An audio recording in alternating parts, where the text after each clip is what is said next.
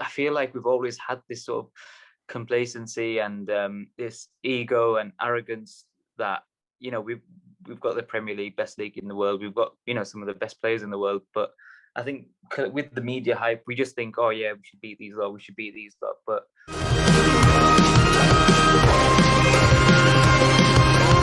not getting ahead of ourselves. England versus Ukraine is that final Saturday night quarter final, 8 p.m. Where are you going to watch the game? Can I come? And how do you see this game going for England?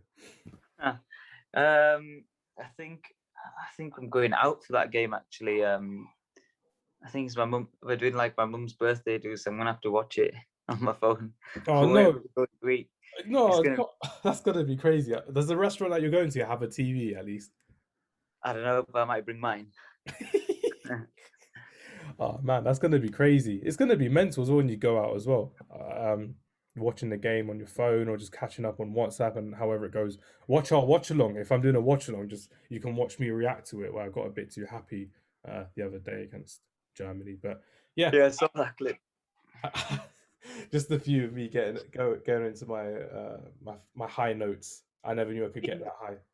In other news, actually, if we do go to the semis, I am in London that day that the semis are to be played. I'm going with a few mates, so if we do go through, the plan is to sort of probably go down to Wembley or somewhere else and just take in the vibes, if you know what I mean.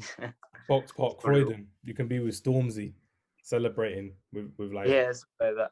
the flares and everything. That'd be crazy to go to. No, that would be good. But yeah, it's going to be a fun game. The quarterfinals against Ukraine.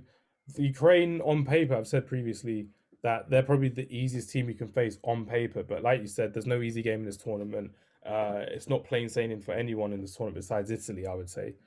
England, we haven't conceded a goal, but the likes of Malinovsky has been doing really well. Yarmolenko's done very well. Zinchenko's been brilliant as well. So a lot of these names that people don't really associate with attacking flair and this Andrei Shevchenko Ukraine side, I think Yeah, they're going to give a great test to us. I think it's going to be in Rome. It's going to be the first and only game away from Wembley that we've had, and it's been very cushy for us as well to have all of our games at Wembley so far as well. So, how do you see England versus Ukraine going? Do you see it going positively for England, and how do you think we can kind of get forward in this tournament if we can against this Ukraine side? I'd say first thing is you mentioned about obviously on paper. I mean, it's quite important that you say that because I think another problem that we've had sort of as a country collectively is like an arrogance and a complacency saying that, oh, on paper we should be, Iceland, for example, we all know what happened there. Yeah, The last, like pretty much every tournament, except for, I mean, we should have beat Croatia, but pretty much every single tournament I've ever seen since I was born, and, watch support England.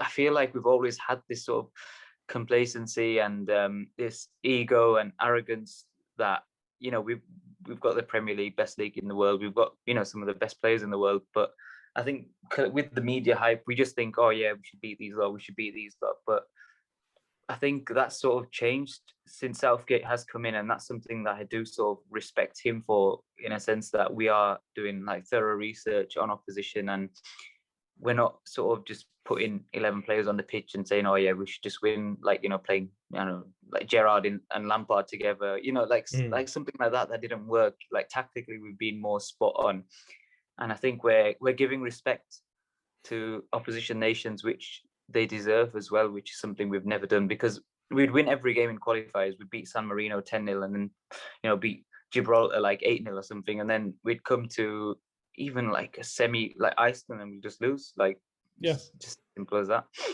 And it's been nice to see that from Gareth Southgate as well, because like you mentioned, they've been doing their thorough research, and data analytics has played a key part in England's build up through the 2018 World Cup, the 2019 Nations tournament, and an even bigger part in this tournament for the Euro 2021 after it was meant to be in Euro 2020. But it's just they've given a lot of extra thought process into actually the data analytic, the stats, the ways players tend to shoot in the corners, the way they actually go for it. Like apparently it was just about how well the defense has been doing well is not down to Yeah, data analytics, but I think I they've sent you studied that their article.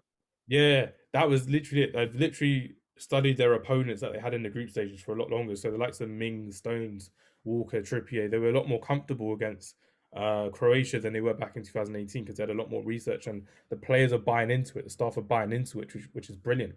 And that's me kind of geeking out over and done with in terms of the football.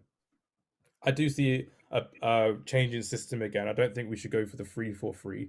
I think going back to 4-3-3 like we did against the Czech Republic, against these two fullbacks and the backs that they have, I think we can get at them. I know everyone's been saying, "Oh, I'll start Grealish, I'll start Foden, all this, that, and the other," but it depends on what three we start. But we do need two pacey wingers, in my opinion, and one creative in the middle. That's how I would do it against this Ukraine side because we can get at them. Harry Kane can drop deep a bit more and have the two flying wingers going past them. If it's Sancho and Rashford, or if it's Sterling and Rashford, whoever it is, that's how I see us kind of defeating this Iceland side. But like we've all seen this tournament, Gareth Southgate actually does know a lot about this England side and how to set up against certain teams, and he did that against Germany, which is great. How would you kind of set up this team? I know you want Grealish and Mings in there as well as always, but how would you kind of set up against this Ukraine side after their extra time win against Sweden? No, they look quite good. I mean, we all know Zinchenko quite well, and obviously they've got Yarmolenko too, which we all know quite well too. No, sorry, not. Yeah, Yeah, we do yeah. from West Ham. Sorry, yeah. For me, the setup. The thing is, I wouldn't even mind if we play five at the back again, but I feel like we should sort of go a bit more attacking than defensive. Hmm. I think, I think, I think it's important to. I wouldn't say rotate, but we do need a bit of rotation because the games are like this. If we go through, obviously, hopefully, the semi-finals on Wednesday and the finals on Sunday, but you saw like Rice getting cramp towards the end of that game, which was, I think, Harry Kane looked like he picked something up as well. Hmm. Trippier looked a bit injured too. So for me, I'd try get maybe Henderson in the team. It I'd would be probably it'd be those smart changes like Henderson in for Rice, Reece James maybe in for Trippier, and probably like Sancho or Grealish from the start over yeah, one of Saka. the others. But yeah, over Saka because you don't want to burn them out too early as well. But I get what you mean. That's a really good point as well But because after the season they've even had. yeah, sorry, I was going to say even Kane for Rashford. I mean, it is worth looking at because you have to trust the squad. These are effectively this is the 26 or 25 wherever it's become now. I Mm, think it's still 26 best players we have that are English. That's what we're saying in essence. exactly. Um, so I think Southgate does know what he's doing. It's just a case of what he goes with. I personally think, obviously, they say you should never change a winning formula, which is something that I do agree with. But I just feel like with the games coming thick and fast, I know you could even say like, "Oh, why are you thinking about the next game? We need to get through this game." But I just feel like we could do with some fresh legs in that midfield. Yeah, and even just like you said, the 26-man squad is the main squad for the tournament, and if you don't utilize some of these players, like you said, even keeping the spine of it the same and just rotating around like that, I've always been a big fan of that. So keeping the keeper, keeping the two centre backs, uh, two or three midfielders keep the same, and the striker. Probably not what you just said in terms of Kane and Rice, but even if you keep like one or two of them out of the team, like let's say Rice for Henderson, that's not a downgrade in any shape or form. Henderson looks like he's back to close to full fitness as well in this tournament as well. Maybe even playing Bellingham there as a transitional midfielder against his midfield in Ukraine as well. It'll be good to see and good to see how it actually goes forward as well. But I'm looking forward to the game. I know everyone in this country is looking forward to this game, but it's just nice to kind of see England fans buoyant and jubilant all together at once. No one's kind of going, "Oh, my team, like Bukayo Saka for Arsenal, he's done amazing." Oh, Man United. That might just be me how I see it, but if people are still doing that, that's their prerogative. But literally, I've never seen it where England fans are so close to one another from different fan bases and everything. It's been amazing. Probably more than the World Cup semi final, I would say. Dare I say it? But that's how I see it personally. Am I right or am I kind of wrong? Have I kind of missed that? No, no, I agree with you to be honest. But yeah, Yeah, score prediction. For me, England 1-0. 1-0 Raheem Sterling. I'm happy. Yeah, I'm standard. standard. In I'm happy with Raheem Sterling goal. I'd like to see. Like, I think everyone would like to see us kind of crack on with the attacking talent that we have because we're all crying out for it. But we don't want to end up conceding or changing the system too much and then blaming Gareth Southgate for not sticking to his guns. But it's just the fact that we've seen what this team has done for their um for their clubs basically. The likes of Sancho, Foden, Grealish, they've all Yeah, turned up. Excuse me. But it's just about if we can get this molded in for the country, and even this is building towards the 2022 World Cup in Qatar as well. Most of these players will still be there a year or a year and a half older than they are now, so it could yeah, easily be the same looking squad, starting 11, and the coaching setup as well, which is crazy.